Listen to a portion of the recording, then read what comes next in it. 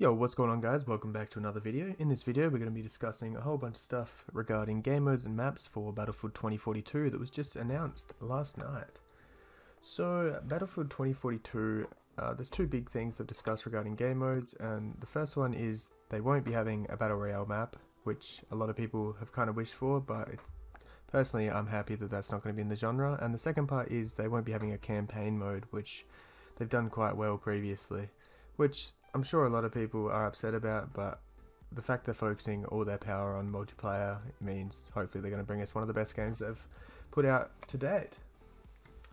So there's going to be 7 maps with Battlefield 2042. You may have seen, slight teasers and stuff regarding them, or read online some things, but we're going to be going in detail regarding each map and some of their unique features. So every map has some sort of unique feature, whether it be a moving crane, a launching rocket ship, some capture points that you gotta, secretly find, like the ships that you gotta break into, etc. We're gonna go over all of that. A lot of the maps do have many comparisons to previous battlefields, such as skyscrapers and underground, etc. So we'll be going over the description and the unique features, as well as mentioning some of the game modes. So aside from Conquest, which is obviously the main game mode, and that's going to be, they've described it as an all-out war game mode, so 32 versus 32 like most Battlefield. With that being said, they've announced from many people, as well as a Call of Duty and Battlefield leaker has announced that they will be having 128 player capable maps, which means we may see in the future 64 versus 64. So aside from their main game Conquest, which is just the big 32 versus 32 typical Battlefield game mode, they have Hazard Zone, which they've announced as a high stakes squad game, but it's not a Battle Royale, is the description they've given.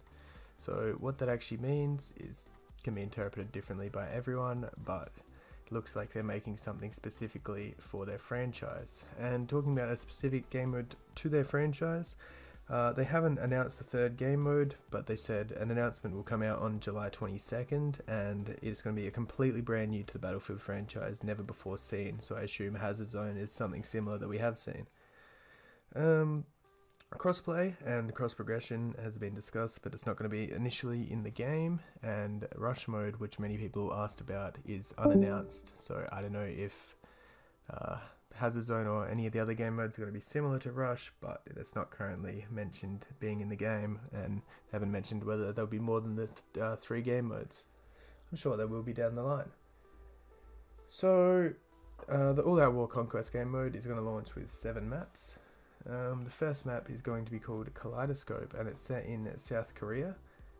This is set in a disinformation hub. It's got huge skyscrapers like some maps from previous battlefields. You're able to access all the floors, elevators, canals, things like that, but it's more of a really big open map with the surrounding being the skyscrapers all around the edge, rather than the entire map focusing on the skyscrapers being the map. Our second map is Manifest, which is set in Singapore. And that's the one with the ships that I was talking about before. You fight for access to the supply lines, and it's in a big container yard with automated cranes that move around. They actually move around and can pick up the containers. You can access the ships, and that's where you capture the points. That's one of the more close range maps, and a lot smaller than the other maps that will be mentioned in this. So then there's Orbital. This is a big battle over a rocket launch. I don't know exact details on the rocket, but I do know that the rocket itself does launch. I don't know how, but it also says that it can go wrong. So whether that means it blows up and causes absolute chaos, or whether that just changes the map based on the way, whether it launches or blows up or what, I'm not entirely sure, but that could be pretty awesome. Then there's Discarded, which is set in India, and this is fighting over nuclear assets. It says it's a huge stranded ship that are dotted around the map, and they're stranded due to the changing water levels, including Colossus, which hides a submarine inside. That's all the information that's really been given about that map, so I can't go into too much detail, but you'll be able to see the pictures on the screen. The next map is Renewal, which is set in Egypt. This is the players fighting over a massive technology center in the middle of the Egyptian desert, and It's divided into two halves. One's all nice and green, and the other is a big desert, like wasteland.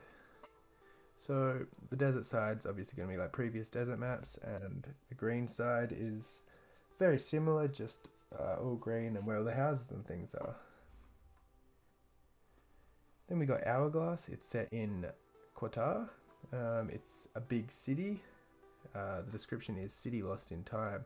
Sees players fighting for a lost convoy. This is one of the largest maps of the 7 maps that will be released on launch, and this is also covered in skyscrapers. There's big sandstorms that pass through the map, a big stadium that's also covered in sand, and a big highway.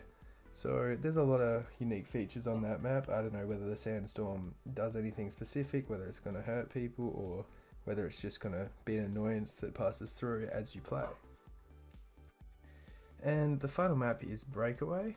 This one is set in Antarctica, and this is their largest map, being 5.9 kilometers squared.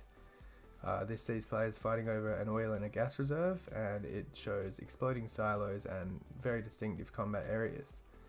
So, due to the size of all the maps, because they are typically bigger than most of the previous battlefields, each is broken into its own distinct sectors, and it's got multiple objectives within those sectors, which are arranged in clusters. Clusters are described as areas where objects and objectives are focused in one space, such as a village, stadium, or oil platform, and the sectors change how you take control of areas, with securing a sector requiring completing all of the objectives within that sector. So that's the description they've given, and with that being said, it shows every single map is going to have its own unique twist, rather than just playing through the same old maps with simple things like a building falling over. So yeah, as stated previously, that's all the maps for All Out War. I don't know whether the other game modes will have their own custom maps or what. You'll find that out on July 22nd. All the links and images will be put in the description for you to find out more information yourself. You can look into specialist weapons and many other things. Techradar has some very good posts regarding it. So thanks everyone for watching. If this did inform you or help you with anything, make sure you do leave a like, and I'll see you in the next video.